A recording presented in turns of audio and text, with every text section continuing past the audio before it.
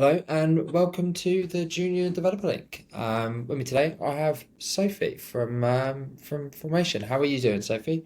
I'm great. Thanks for having me, Chris. Obviously, we've been speaking for a couple of weeks now. I guess tell me a little bit briefly, like give me your highlight reel of how you kind of got to where you are. Yeah, sure. I don't know if this is much of a highlight reel, but my name is Sophie. I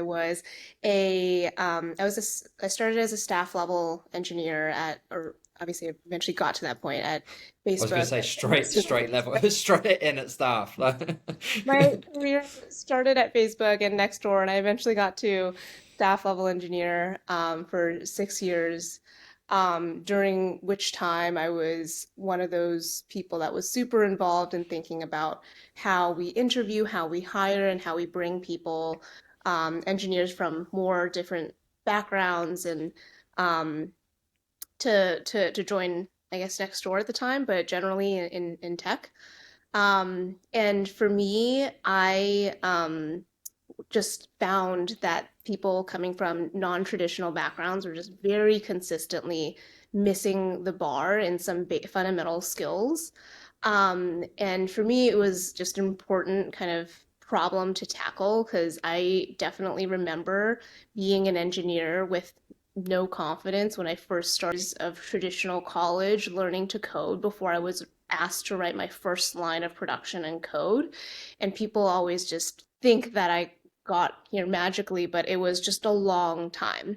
And so I just remember realizing that there are bridgeable skill gaps that I wanted to work on, solving. And so I mentored at a bunch of different training programs, close to 4 years before starting formation. And really, the thing that formation does very differently is, based on all of that experience, is that we basically don't have a fixed curriculum. Our algorithms are constantly benchmarking you and measuring where your skill gaps are, and then recommending the right content and providing essentially unlimited mentorship and practice until it is that you succeed in the job hunt. Yeah, yeah, because like you see people now, like even people that do have the 4 year Bachelor of Science, then still go into a boot camp like off the back of it, and like it's a really Yeah. tough route to kind of get in. And one of the biggest barriers to that is obviously what we're going to talk about today is the technical interview. And Yeah. I was told that obviously off your email you could talk for hours about technical interview prep. Like we'll try not to take like too much time, but there's so many different types of technical interviews and things like that now, like every single different level. And obviously with the amount of companies that I've worked with, I've seen pretty much every single different type. But like from your side, from both when you were administering them, when you've been done them, like what are people really like testing in technical interviews? So there really are so many different types of technical interviews, and I think that the number of formats have just kind of increased over time as everyone is. I think the tech industry is criticized for having a bad interview process, and there's a lot of things to be improved about it. And so people are trying different things, right? But I would say that, each interview is explicitly designed typically to test for a specific skill. And no single interview, especially as you get more advanced in your career, but even from the very beginning, there's no single interview that can tell the entire story. And so the most common interview is, a lot of people say it's data structures and algorithms, but essentially it is just a coding interview, right? It is taking what people do honestly on a day-to-day basis, but simplifying it down to, such a simple problem that it can be solved in the scope of an hour, which sometimes makes the problems feel unrealistic because they are unrealistically simple for a real like piece of work. But the coding interview is really testing for, those very transferable generalist computer science fundamentals, and are really testing if you are able to just simply write code on a day-to-day basis. It's fairly practical. Um, I think the other type of interview that's technical, that's the most common that I see currently is a systems design interview. It is a little bit less common in the super junior levels, but I'm seeing it happen more and more. And unlike the coding interview that's really testing super practical day-to-day execution skills, system design is really about kind of zooming out at a higher kind of bird's eye view. And it's much more theoretical because you're not actually building a system, you're just kind of designing it. And of course, there's also the kind of behavioral interviews, which are incredibly important. There's the recruiter ones and manager ones, or hiring manager ones. And those are really trying to figure out both cultural fit as well as trying to understand the scope of your past experience and trying to match you with the right level based on kind of your prior work. Sure. So we kind of went through this like in our prep notes, and you said 14 different kinds of technical interviews you've seen. That's just wild. Yeah. Um, Yes, and these are the ones that I've seen enough times that I count them as like a even a common type. Like there's probably one-offs out there that are um more unusual. For sure. So let's just go through them one by one then. So you've kind of split them up a little bit. Yeah, yeah, yeah. So coding interviews first. There's obviously a couple of different types of coding interviews. So do you want to just Yeah. run me through those? Yeah, so for coding interviews, I've been splitting them into compiled versus non-compiled coding interviews. I find most of them are compiled now because we're doing them remotely, so you're doing it on your computer. So it used to be whiteboarding interviews, which are like non-compiled, right? You're just writing code on a whiteboard and you're not actually executing the code. I know they seem very similar, but compiled coding interviews is much more like you have to actually make your code work, which usually means like simpler algorithms versus like non-compiled, you don't actually have to, you know, get to that level of, and you can write a little bit of pseudocode here and there too. So sometimes they're more complex algorithmically. There's also online coding assessments. So these are not with people. You're just kind of in a portal coding an algorithm on your own. Or it could be, you're coding like a front end assignment. I've seen those as well. And a huge thing here is that you don't get to ask questions, which is very unusual. So usually the problems are actually also much more like detailed, like there's a lot of writing, and you have to like really take like 5 to 10 minutes to read a prompt. And usually the test cases are also much more extreme. So they'll test like all kinds of like edge cases as well as like performance stress testing of your algorithms is more common there. I mentioned the system design interview earlier, but those I think are split into like infrastructure, which is really like almost like DevOps, like how you configure AWS versus like back end or even front end kind of infrastructure or front end kind of code base design, object oriented programming type of interviews. There's all of the behavioral ones. I separate recruiter and hiring manager very distinctly because they usually look for quite different signals. There's also executive behavioral interviews. If you're going to a startup, you oftentimes meet like the leadership of the company directly.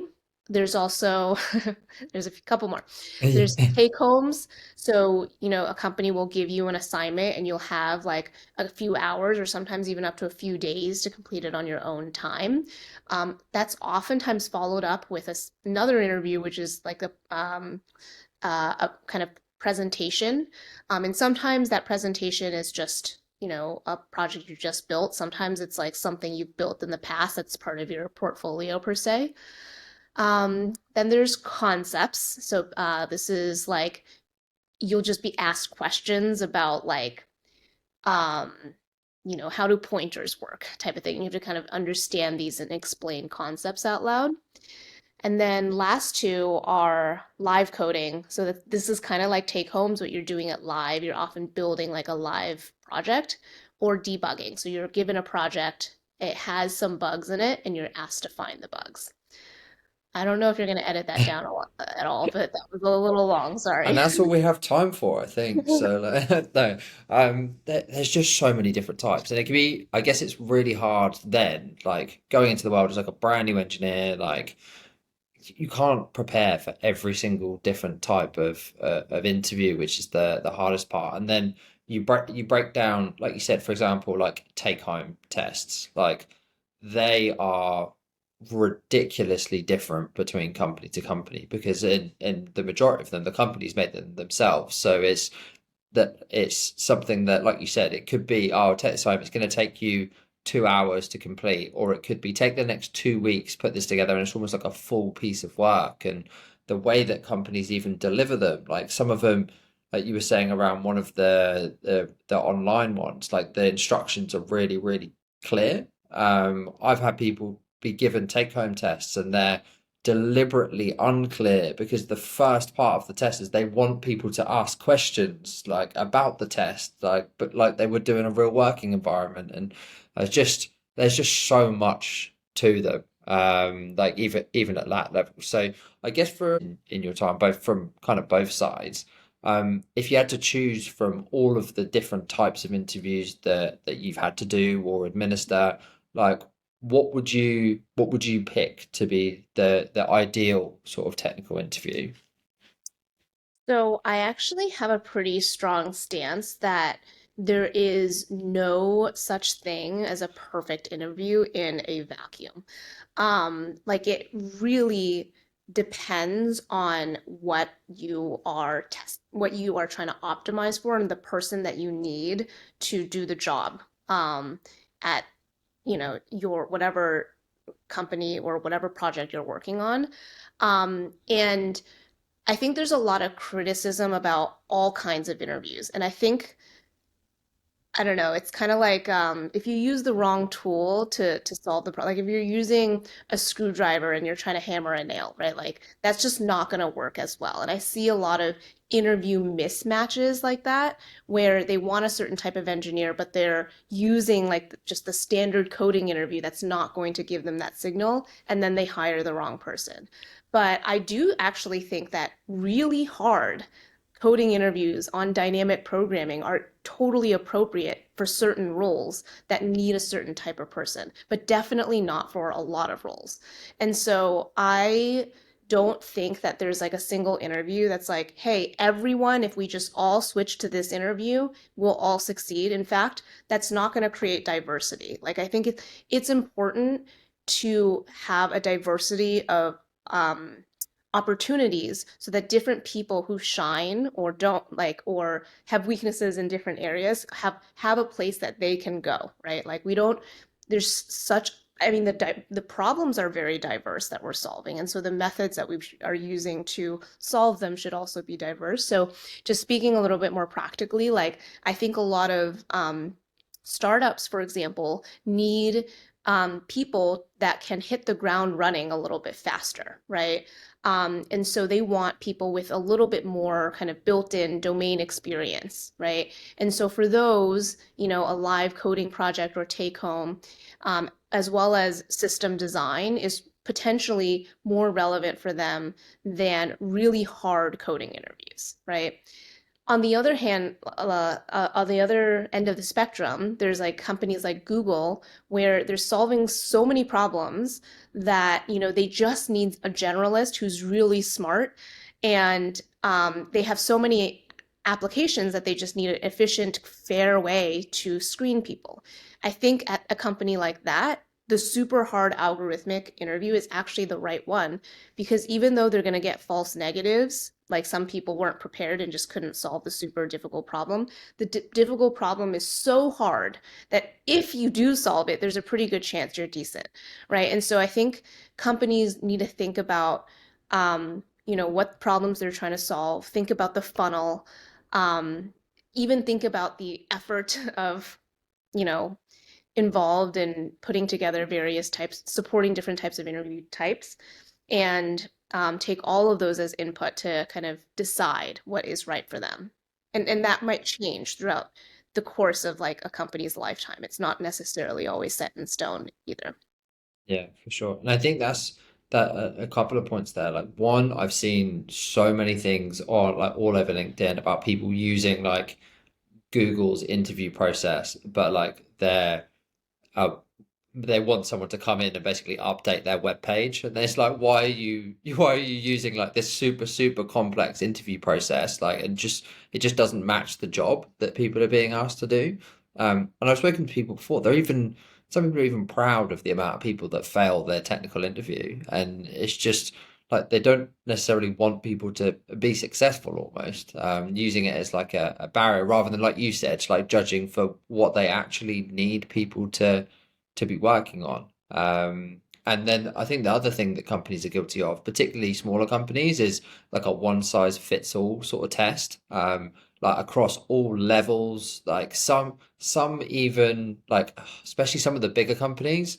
Like I've worked with some of the huge consultancies in the past, and like say they're looking for like a front end developer or a back end developer, they'll screen someone on everything, like, even though they know this person's a front end developer, they'll screen them on like what their back end skills are like and stuff like that. So people come out being like, "Well, that was terrible because like I got like 90% of it wrong." But they're like, "Yeah, like they obviously don't have any back end. They're a front end, like pass." And like people come out of these interviews feeling terrible and feeling like they failed, but like they try and judge like the wrong things with the wrong people. So it's a real tough different tests for different people, right? And different levels. But it's a lot of time goes into companies making their own tests and making multiple tests for different levels and stuff like that as well. So it's a tough problem to crack.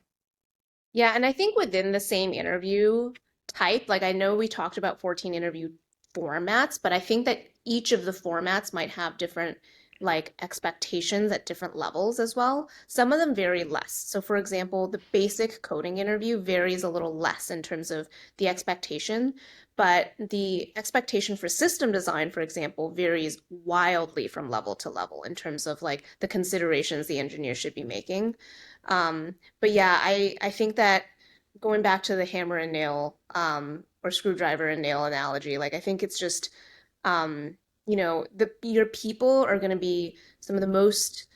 I think who the people on the team is going to be some of the most important decisions that you're making. So, like we're all engineers here. We should be applying our engineering problem solving skills to this problem as well. Um, Yeah. For yeah. sure. And obviously the majority of people listening to this have like just completed a boot camp, just graduated college, kind of looking for that Yeah. first job, or in the first job, kind of looking for the second job. So in your opinion, out of all of the ones that we've talked about, like what would you say companies are doing that are the best, like the tests for juniors, and the worst tests for juniors? I think right now, based on the experiences that people have, companies are going to have really hard time collecting useful signal on system design interviews. And it's something that I'm actually seeing more of.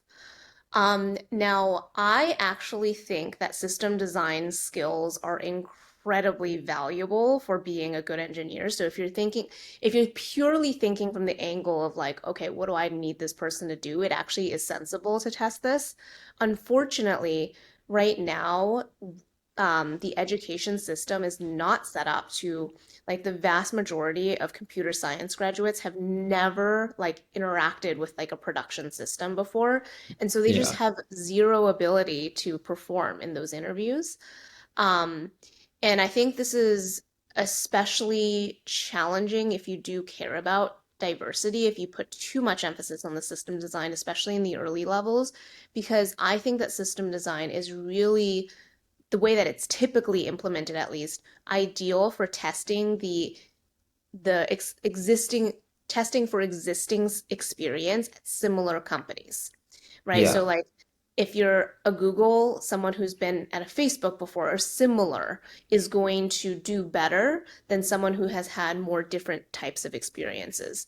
And so I'm seeing, based on the people that I'm working with and our fellows at Formation, I do see some amount of patterns where It's one of the things that we focus the most on because like bridging that skills gap is one of the most impactful, I think, for juniors landing like really strong roles right now. Yeah. Um, Why do you think people are bringing in systems design interviews if they're not really targeted for people with no experience? Is it just pure volume of applicants, like you were saying before, that like trying to narrow it down to 1% and then we'll interview like the 1% past that? Or is it they just see other companies doing it for other levels and they're like, oh, we should be doing this too?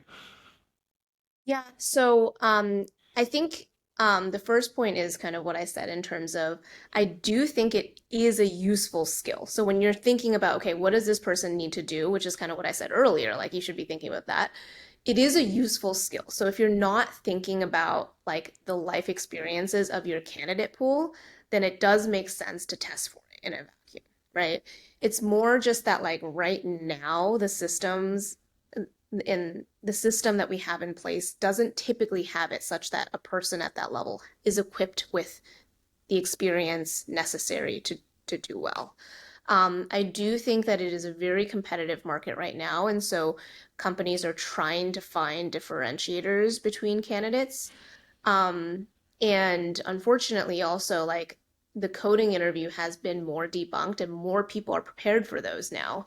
And so, just looking for ways to kind of differentiate between candidates, I think this is like one of the attempts. To be honest, if I could wave my magic wand, I would prefer if schools started teaching system design more so than companies stop testing for it because I do actually think it is useful. But it's just something in the system isn't quite connecting right now. Yeah, for sure. So, like, short of being able to do that, or like, obviously, Yeah. sign up to come and work with you and learn how to pass system design interviews, which is obviously an option. What do you think companies should be doing? Like, what for people at this sort of level, like, how should they be being tested, ideally? So actually, I don't know if this is like a minor plug, but I do actually we Formation recently worked with Netflix that solved this problem exactly the way that you mentioned it, which is they recognize that this is a necessary skill and people weren't equipped with it. And so we worked with them to provide training to candidates coming through their pipeline to boost kind of their skills in that area prior to the interview. And it's just something to acknowledge is that like if you want a diverse group of people, especially um, from in the earlier career, then that's an investment that you may need to make. And you could build kind of your own materials. It is very hard to teach, by the way. So it's not like don't just think a lot of companies like make these PDFs of like just go and study these things and they don't quite work, but just know that there's like investment to be made in that area. Um, and I think another thing that's really important is make sure that there's scaled expectations, right? So like, yes, we can have system design for like um all kinds of levels, but I don't feel like the interviewers today are quite calibrated to understand what good performance looks like at new grad level. Like, I think it's relatively new, so even mid-level, like in my kind of recollection, like mid-level system design to me was like you barely knew this stuff. So I don't know what less than barely looks like. And so yeah, I think there are ways to kind of mitigate the downsides of that interview.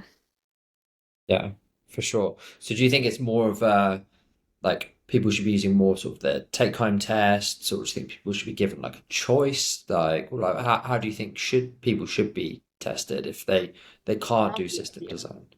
Yeah, I love the idea of giving people a choice, actually. This is something that I've like advocated for. I do think it is harder to implement, but I like for computer science graduates versus boot camp graduates, for example, they're completely differently equipped. And there's actually pros and cons of both sides, or like the way that um what each type of interview is or engineer is exposed to. I don't know, within the bounds of like what you need as a company, it's really great to allow people to choose the environment and types of things that they do to highlight to be able to show off their skills, right? And so like example is like I really recommend for companies to give people a choice as to whether they want to do a take home or they want to do a live coding.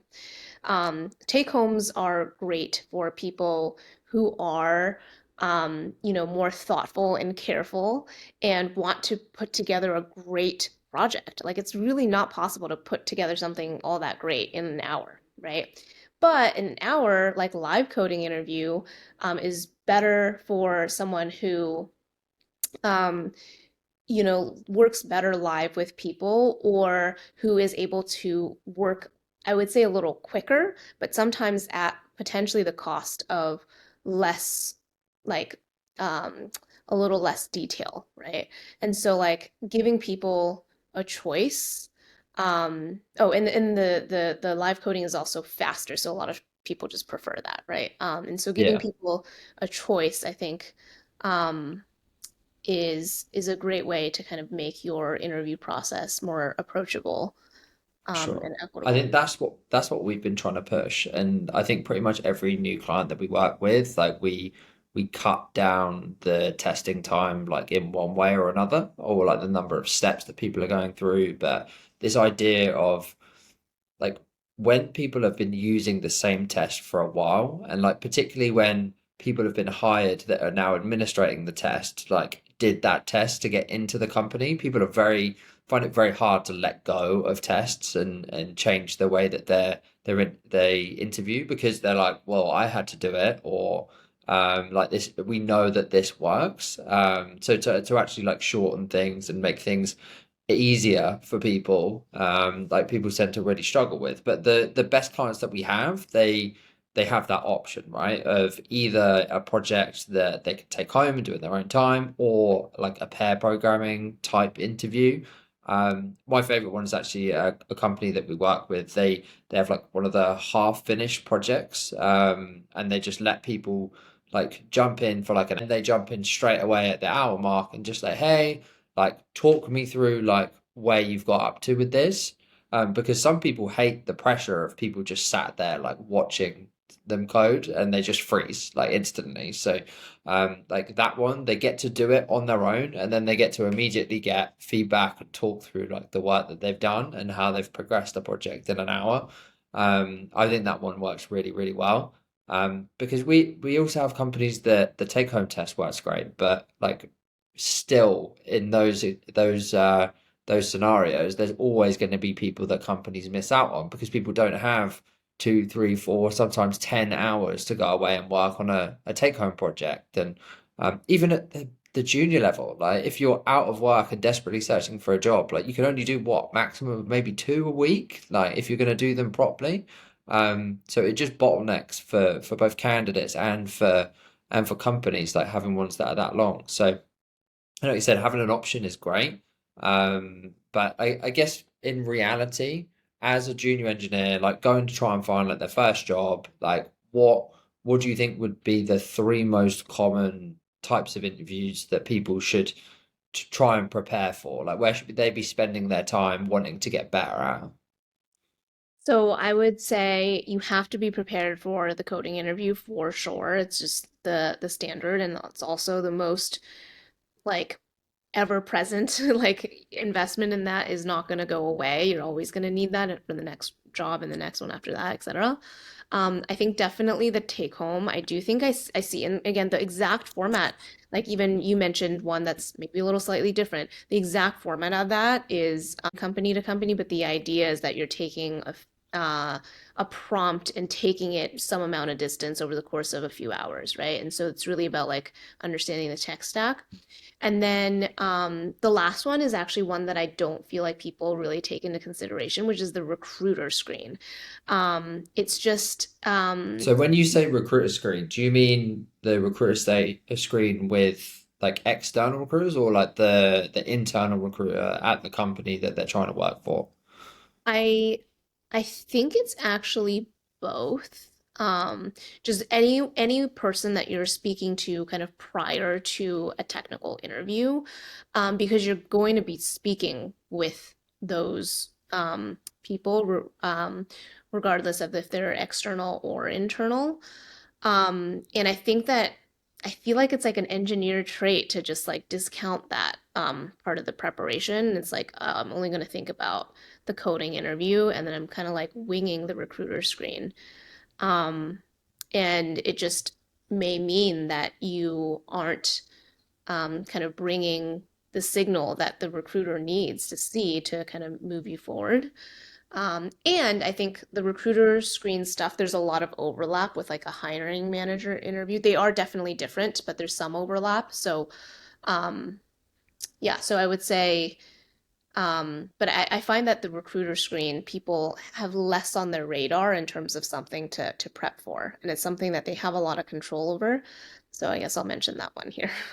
Yeah, for sure. I was going to say, like, how what's the best way to? We'll start with a recruiter screen. Like, how do you prep for a recruiter screen? Obviously, I can probably give a tiny bit of advice about that as well myself. But like, what would you recommend in terms of prepping for a recruiter screen? I would love to hear your answer after.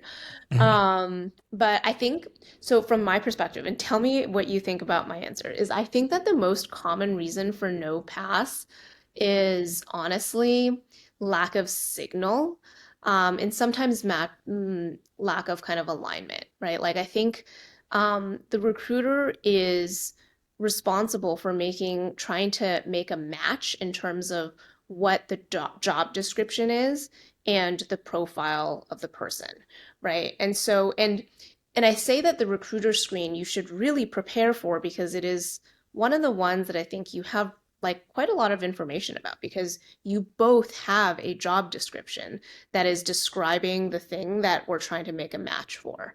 And I think people don't really even think about or read the job description when they're preparing for the interview, which again just means that you might tell a story that doesn't check off any of the boxes or doesn't clearly make it a yes, right, for a recruiter. And for a recruiter, I know with the recruiters that worked with, it's like a bottleneck to get enough engineers to interview oftentimes, right? And so you don't want to kind of overload engineers with too many interviews. And so, like, you kind of, if there's not a clear reason to say yes, sometimes you will not take the risk and kind of stay safe and just say no, right? And so, like reading kind of the job description, look at what some of the top bullet points are. Like the first ones are going to be the most important ones, right? And first of all, I genuinely think if it doesn't speak to you, you should not interview and back out because it's not going to be a good fit. You're going to have to pretend to be someone you're not going to perform on the job, etc.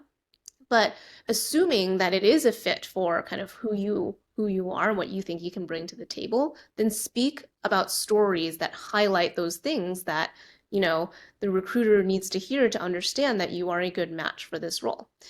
So, like if this job description mentions, you need to be someone who's like, it mentions speed a lot, right? Then talk about projects in the past that you've done that were delivered in a tight timeline, right? If there's a lot of companies that care a lot about mission alignment, a lot of the smaller companies care about that a lot, right? So if they're a fintech company, right, talk about ways in which finance has impacted your life.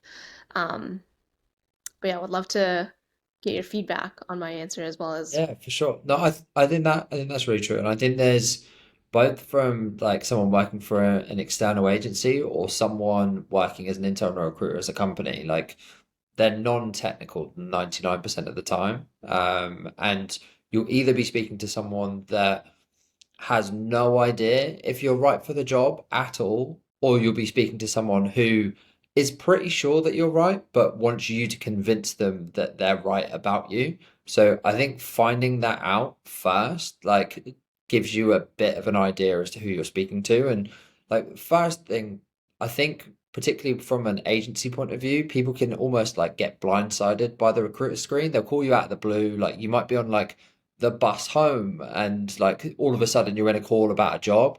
Like if you're, I would always rearrange it. Like if someone calls you out of the blue about a job and it sounds interesting, whether you're like ready to talk to them right then or not, like give yourself a little bit of time to like prep for that call, particularly if you've been struggling with some of the recruiter screens. Just be like, I'm so interested. This sounds great. You send me an email, like I'll speak to you in an hour. That it just gives you the chance to take a breath. Who is it that's calling me? Like, why are they calling me? Like you said, have a look at the job description, have a look at the website, like all of this, because you might be called out of the blue about a recruiter about an amazing job. And like you said, they're just looking for someone that has worked in finance before, but they get 2 points down the job description and they're listing through technical skills, and you go, oh, I don't have that one. And they go, okay, like fine, bye. Like, but it's not at, it'd be much more important to them if you've got experience in finance. So if you can take a beat, like just go offline, have a look at and prep. Like if you're called out of the blue, I would always recommend that. The best way to work out whether you're working with a recruiter who knows what they're doing or doesn't really know what they're doing, and that I mean about that particular role, simply just ask them. Like a lot of the time it's, oh, how long have you been working at that company? Or how long have you been working with this company? And if they're like, oh, I literally started working with them like yesterday, this is a brand new role, they probably don't really know what they're looking for. And they'll be like looking for you to convince them to like send you forwards, because they'll be asking you questions, and just basically that this is going to be their chance to prove themselves to either their hiring manager or like the client that they've just picked up, and they don't want to put people in front of them and look silly. And like that their job is to basically anyone they're on the fence about, they'll be like, no, like, I'm not putting them forwards, it's too much of a risk. So they're looking for you to really convince them. Whereas if someone's been working with a company for a while, if they've been a client of theirs for like a long time, they've already looked at your resume, they already think you're a good fit, and they're just looking for more personality fit. And can you do what it says on your resume? And are you interested in and like not even excited about the company? Because sometimes if they're um email marketing company, they're not looking for people that are desperate to work there, but just people that have done a little bit of research and like just know what the company does and all stuff like that. So like, the biggest thing that you can do is just be like, exactly as you said, be prepared for those interviews. They're just looking for someone to make their mind up for them almost, because they think they know what they're looking for. But the even now, like I've been recruiting for one client for nearly 10 years, and still sometimes I look at a resume and I'm like, I don't know. Like I'm like, because I'll just be on the fence and I'll just be speaking to people and I'm just like, this is the kind of work that they do. Can you tell me a time where you've done similar work? And if they can, I'll be like, cool. Like my mind is put at ease, but still occasionally I get my wrist slapped by like a client being like, why have you sent me this person? They're completely irrelevant because I'm not technical. And the majority of the time, the recruiter that you're speaking to won't be either. So then you know what the company looks for and that job is looking for. And most of it, it's like you said, it's in the job description. So just make sure that you've got it, get it in front of you. And the majority of the time, if you're speaking to someone for like a phone interview or a video interview, you can have it open whilst you're doing the call, jog your memory, write notes down, put post-its on your screen, like have everything there. Like there should be no reason, like you said, unless you're applying for a job that you're not qualified for in the slightest, there should be no reason to not get through a recruiter screen. Like it should be the easiest interview to get through. It's just a sanity check. That's all that interview is, and just checking sure that you've seen the role, the salary, like, and obviously the softer skills of like, is it on site, is it remote, like all of that kind of stuff, and just checking that everything aligns. That's all that interview is. And the only reason people don't pass it is because they're applying for jobs that they're wildly underqualified for, or because they just haven't prepped. And you should never be missing out on opportunities because you haven't taken the time to prep. Yeah. And also, like, yes, the recruiter screen itself, at that point, the recruiter is the interviewer.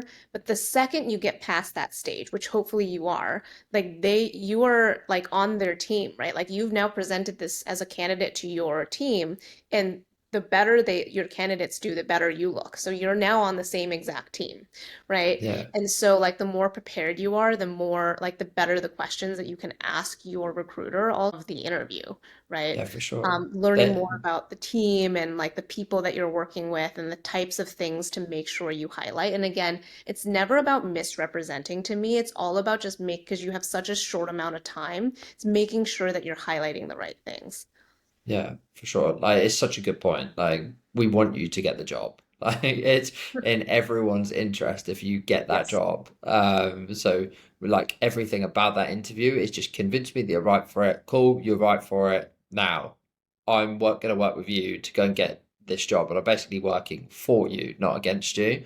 And yeah, like it's a very, very good way of thinking about it. So we've passed that, and then what else? Like I think you mentioned before, obviously, so many different types of technical and coding interview. What would be, I guess, the main two types of sort of more technical interviews to be prepping for, and how do we do that?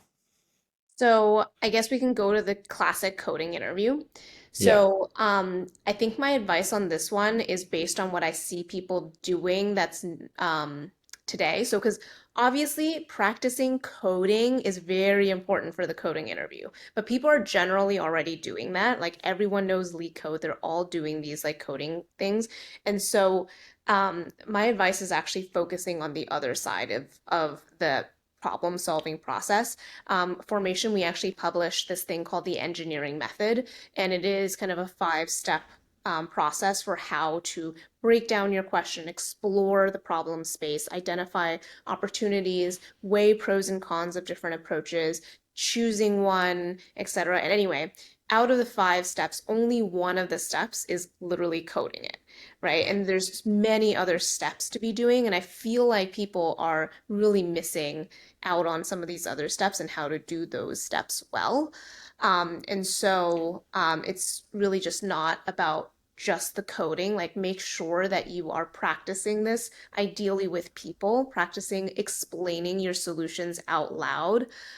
Literally, like, I even have gotten, for better or worse, really good at drawing binary tree structures on CoderPad interfaces because it's just something that you have to do so often. And you will get good at. I like some skills are like they're useful in your job. This is not useful. But like if you are often practicing explaining your code out loud, then in an interview, when you have to explain your interview out loud, it's not the first time you've like practiced transferring an algorithm in your head into something, a procedure that someone else can understand.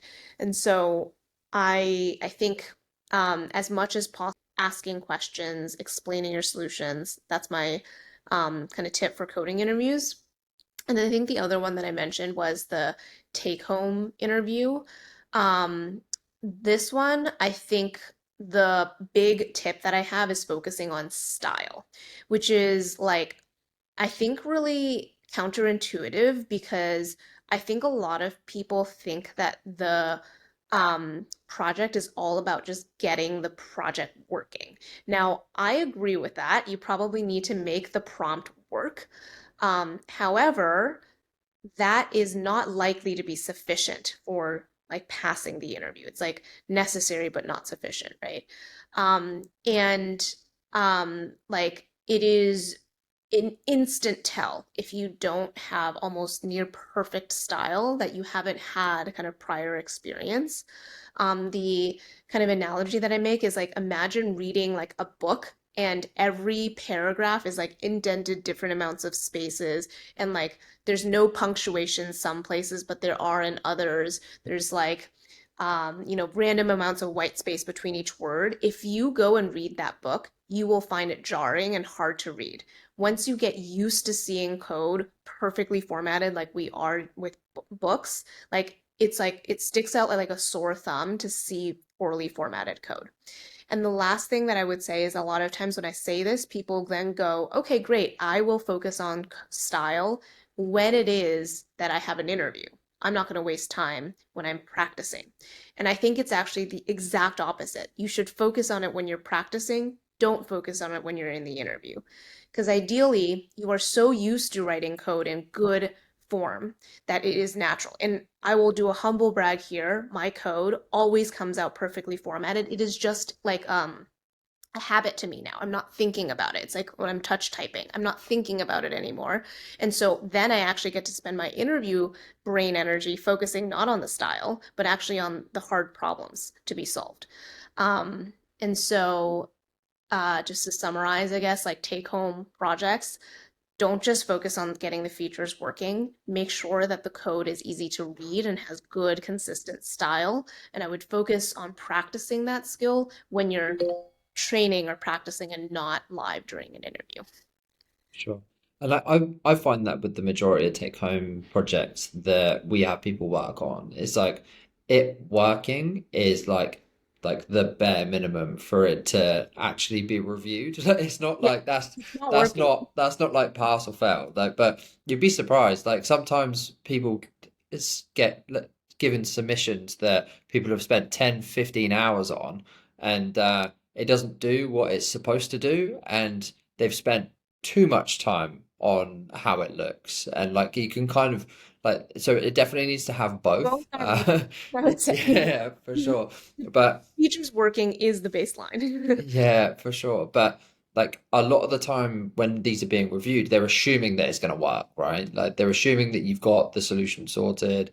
And then the companies actually look at how long you've spent on it as how interested you are in working there. Not only what you'll be like when working there. So like you said, if your code is all over the place, they're probably looking and being like, oh, could I work with this person? Like we're going to have to train them into the way that we do things and all of that kind of stuff. But it's just also, oh, they spent an extra hour like making like a README, like that's really clear and like all of this kind of stuff. And they've added like tests that they probably didn't need to and all of that kind of stuff. They see that you care about like working there and you've not just done the absolute bare minimum.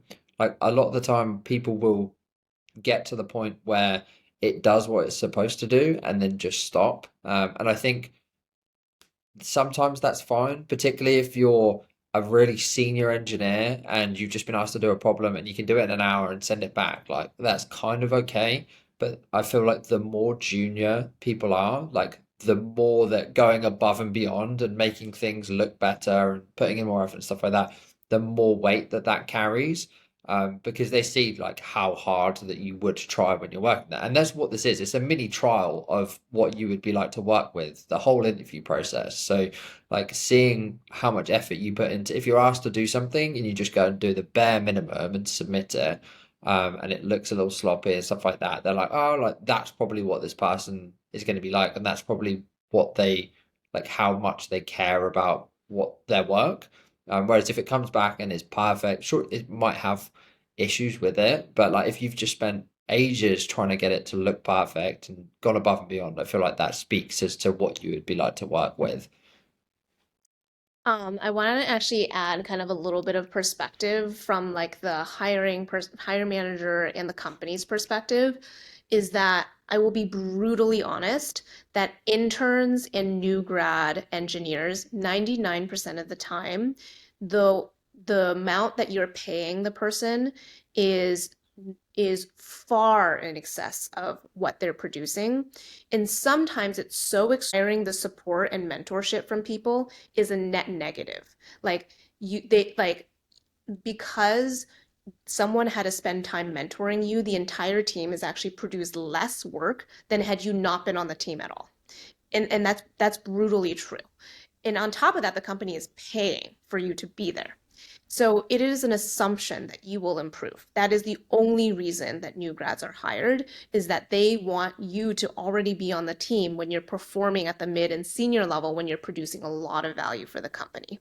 If an intern does not convert to a new grad and a new grad doesn't stay, I would say past a year, it is like a net loss for the company. And so you improving a lot and showing that you have the hunger to improve is one of the most important signals, because that trajectory is going to be way more important than even like exactly where you are on the curve right now. So I totally agree with what you said. Sure. I guess from your own experience, have you had any like horrendous stories of technical interviews that you've been asked to do yourself? Um, so so I actually really like coding interviews. Like I find them fun. And so for me, I honestly haven't had any that are like truly horrendous. I've had ones where I'm like, man, this is like not really gonna give them the signal that they need on me. But I'm good at coding interviews, so I'll do that. So maybe it's horrendous in that way from the perspective of the company.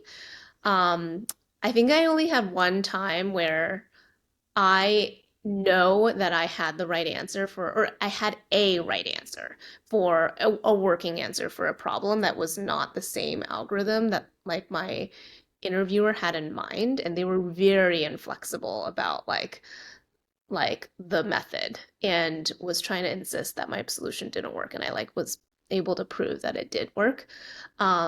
So that was probably not a great experience. We've had like Probably a good red flag for you to find during an interview process from your side, right? Like if the person that you would have been working for was it going to be was that actually, impressive. Yeah, yes. probably a blessing in disguise that they were like that during the interview process.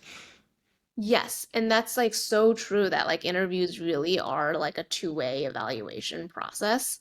Um, and like so much of what you're going to learn is going to be on the job. And so which job you choose really dictates kind of your growth for the duration of time you're at that company.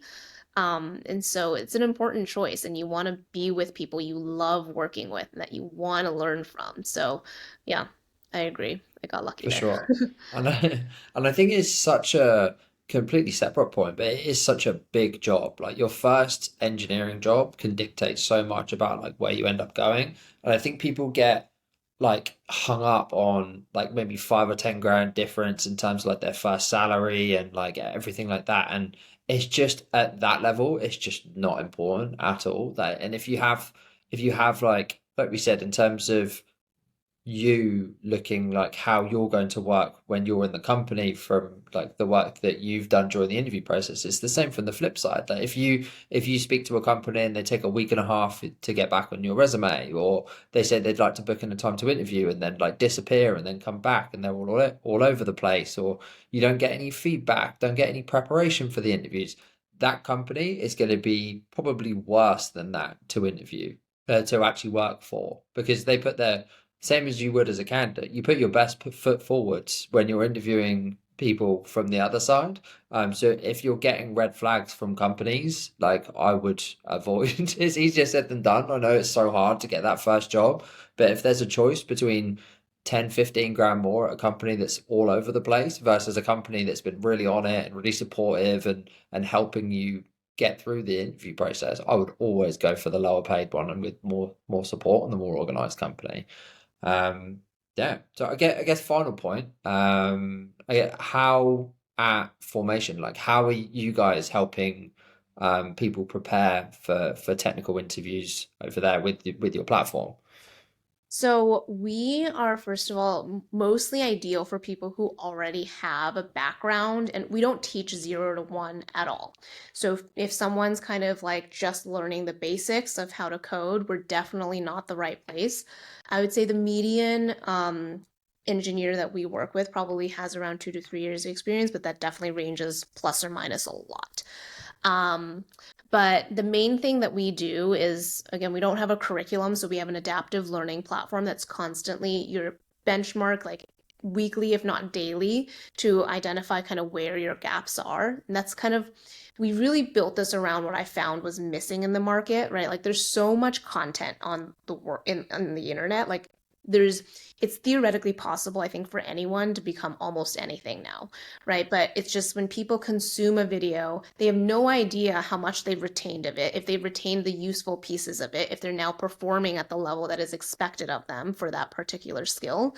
And so we're trying to help people figure out where their actual gaps are, where they are not performing up to expectation.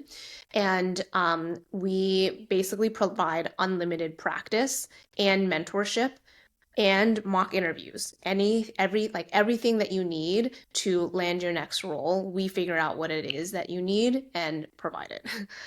Um, Amazing. I think it's the first platform that I've seen that you tell people what they need rather than like and actually like you figure out what they need. I say the other way people are doing it is everyone is telling people what they need. No one's actually figuring out what they need, right? well, every Like person is people, different. I think yeah, we were forced to realize this because we work with such a diverse group of people and who are going for a diverse set of roles. And so, we've kind of made the analogy of the GPS. Like figuring out where you're coming from and helping you get to where you're going to, right? Like, obviously, every single person's directions are a little different. Amazing. Well, thank you so much. I know you said you could speak for hours on it. We've just done the 1 hour, so I think that that's probably I enough didn't, about I didn't know technical interviewing. where they came from, so let me know if you need any more. Will do. Thank you so much. Really, really appreciate it. And yeah, thanks everyone for listening. We'll see you next time. Thanks, Chris.